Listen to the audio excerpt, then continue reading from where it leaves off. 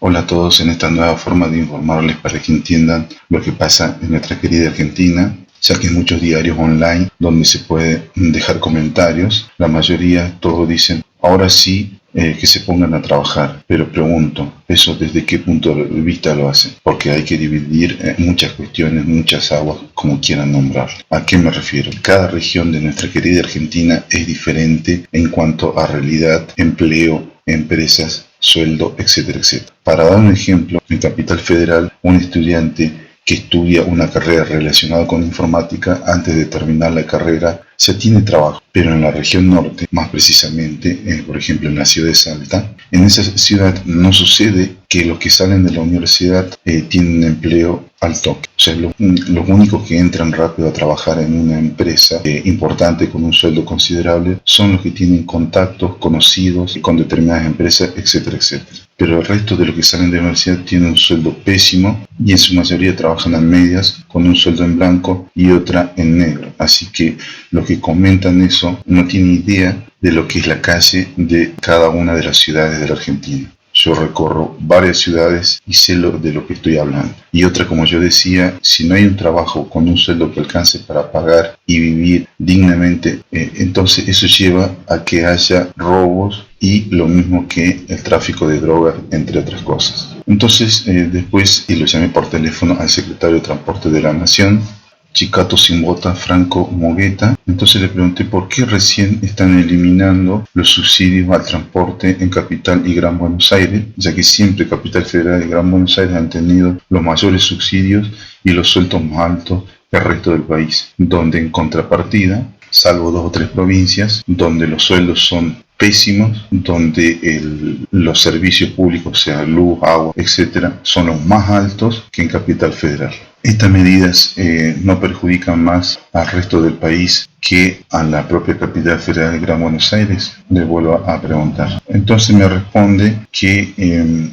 ese tipo de cuestiones siempre se analizan de acuerdo a muchos ítems que en este momento sería muy extenso detallarlo, pero eso lleva a que justamente que haya más subsidios en Capital Federal y Gran Buenos Aires que el resto del país. Pero eso no implica que el país sea mucho menos federal. No es que ustedes querían eliminar la casta. Entonces, con todo lo que están haciendo, al final termina siendo la casta un maestro, un trabajador con el sueldo mínimo, un jubilado. O sea, todas esas personas terminan pagando esas subas y a su vez terminan pagando sus sueldos que son abismales, que además de todo eso, y lo peor, es que directamente ustedes no pagan ningún tipo de impuesto o tributo, sea de ganancia, sea de cualquier cosa. O sea, en definitiva, los que siempre y siguen siendo beneficiados son ustedes políticos que supuestamente iban a eliminar con esta casta, que se referían a los políticos corruptos, a los políticos que ganaban mucho dinero, a los empresarios corruptos, a los empresarios que ganan dinero a costa de trabajadores explotándolos, etcétera, etcétera. Y entonces él me responde que eso con estas medidas se va a terminar, ya que dentro de los cuales se establecía muchos beneficios para los trabajadores, pero lamentablemente se tiene que seguir este tipo de políticas. Y luego me cortó y nada más. Después me fui a hablar con el ministro de Economía, ladrón de flores, Caputo, y le pregunté, con este tipo de cambio del dólar, ¿no se volvió nuevamente una bicicleta financiera? Y me dice que no es así. O sea que al tener un dólar blue y un dólar oficial con poca diferencia de cambios, no hay una gran ganancia en cuanto una persona si quiere generar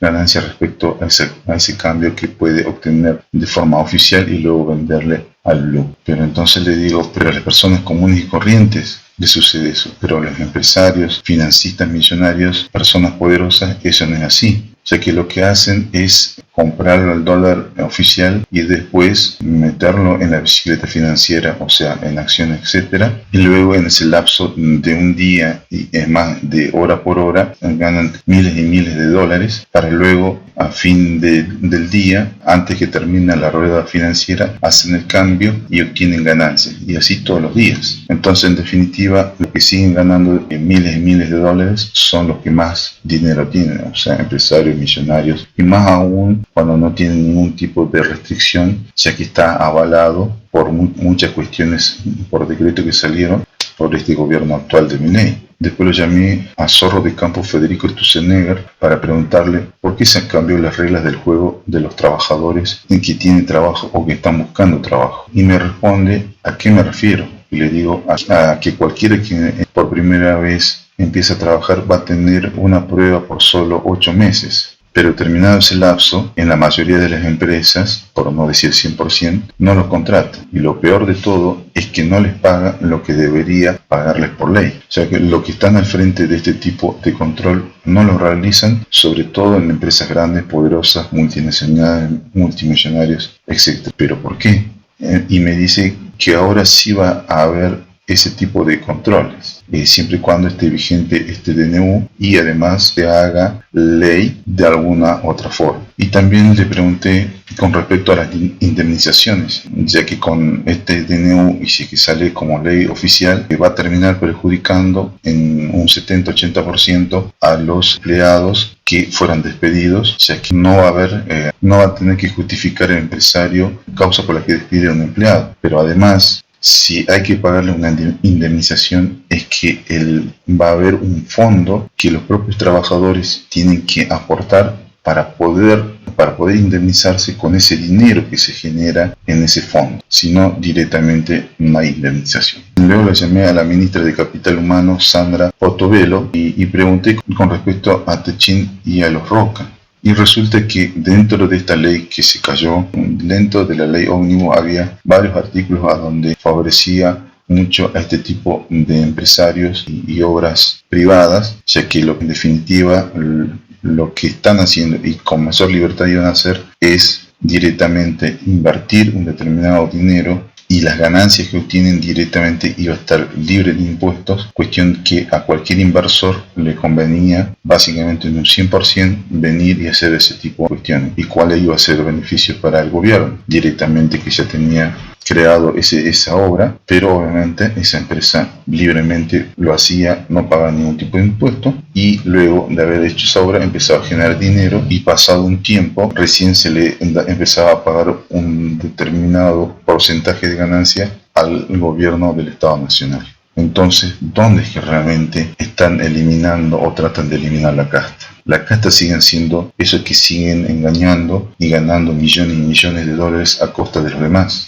Un ejemplo mucho más práctico es el empresario que fabrica útiles escolares, lo vende a un proveedor, ese proveedor le pasa un listado de precios a esos comercios, pero esos comercios pasan otro listado de precios, o sea, otros precios hacia el público en general. En definitiva, toda esa cadena que le acabo de nombrar genera que directamente haya un desfasaje de precio entre un 50 a un 80%, donde en realidad no debería ser así. La forma más apropiada de poder reducir eso, crear en puntos estratégicos esa misma fábrica o industria que produzca esos mismos artículos para que los costos sean menores, o directamente poner al 100% en funcionamiento de las vías del ferrocarril, cuestión de que el transporte sea mucho más económico y realmente la diferencia entre precios de una provincia con otra sea ínfima. Pero si seguimos con este mismo tipo de política, por más que diga Milei y los seguidores de Milei que realmente van a eliminar la casta y que de acá a 1 año, 2 años o 6 meses el país va a ser mucho mejor, eso es mentira. El que lo crea se está mintiendo a sí mismo. Así que espero que compartan este video, que se suscriban. Será hasta la próxima Noticia y Crítica.